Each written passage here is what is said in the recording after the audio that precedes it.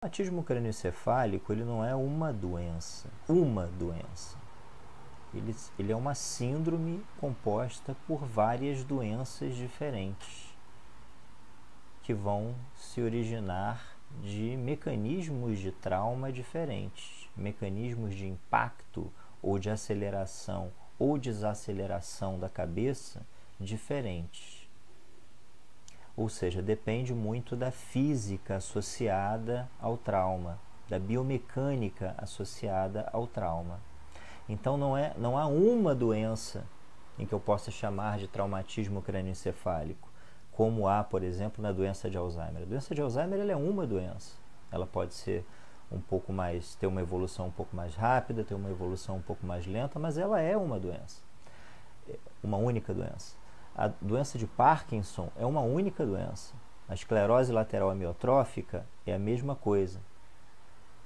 No traumatismo crânioencefálico, a gente pode ter uma multiplicidade de doenças com características muito diferentes e que podem levar você de uma mera dor de cabeça, alteração de memória, alteração de concentração transitória, que vai melhorar alguns meses depois ou algumas semanas depois, até o estado vegetativo persistente ou até mesmo a morte.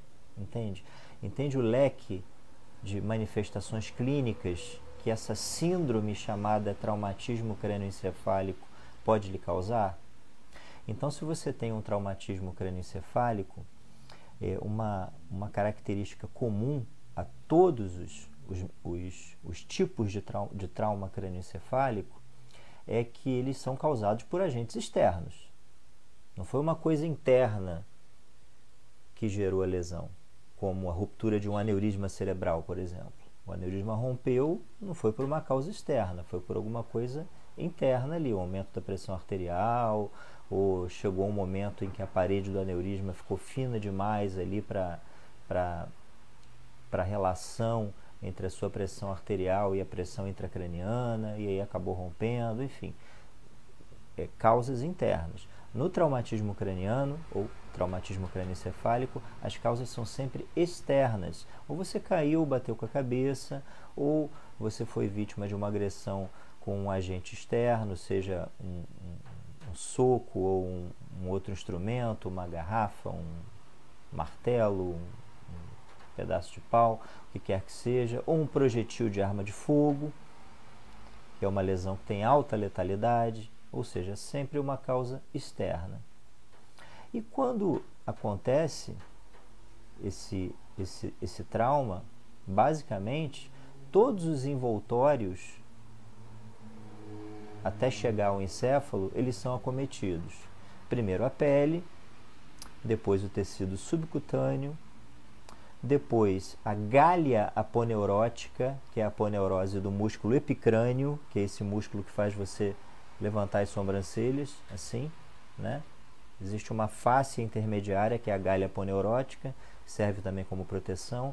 Depois temos o pericrânio, é um tecido conjuntivo bem elástico, que está abaixo da galha aponeurótica. Depois o periósteo, depois o osso, depois as três meninges, a dura mater, a aracnoide e a pia mater, chegando finalmente ao encéfalo. E quando chega ao encéfalo, nós podemos ter vários tipos de lesões diferentes. Podemos ter uma hemorragia subaracnoide traumática, hemorragia que fica abaixo da meninge aracnoide, que aliás é a lesão neurotraumatológica mais comum. Podemos ter um hematoma subdural, fica abaixo da dura mater. Podemos ter um hematoma epidural ou extradural, que fica acima da dura mater ou entre a dura mater e a calota craniana. Podemos ter um hematoma intraparenquimatoso, ou seja, um hematoma dentro do tecido cerebral, dentro da substância do parênquima cerebral.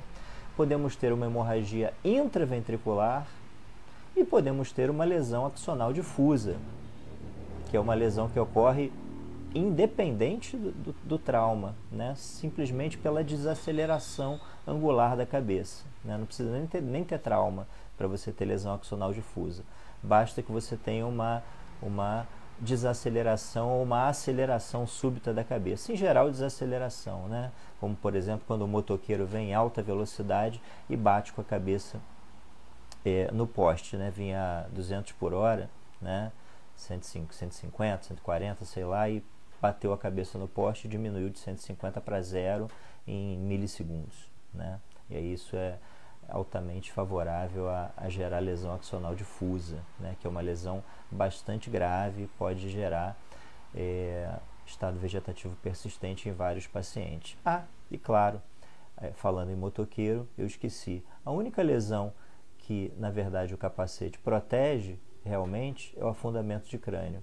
Todas as outras lesões que eu citei, hematoma subdural, hematoma extradural, hemorragia subaracnoide traumática, hematoma intraventricular, hematoma intraparenquimatoso, lesão axonal difusa, de todas essas, a única que o capacete do motociclista realmente protege é o afundamento craniano, é a fratura de crânio com afundamento craniano.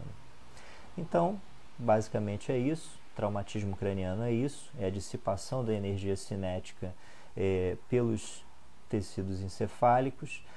O grau de sequela vai depender da intensidade do trauma, da biomecânica do trauma e do local onde o trauma ocorreu, posto que o cérebro, o encéfalo, não é um órgão homogêneo, cada região, cada parte do encéfalo tem uma função diferente, então dependendo da parte acometida, você terá uma sequela. Né?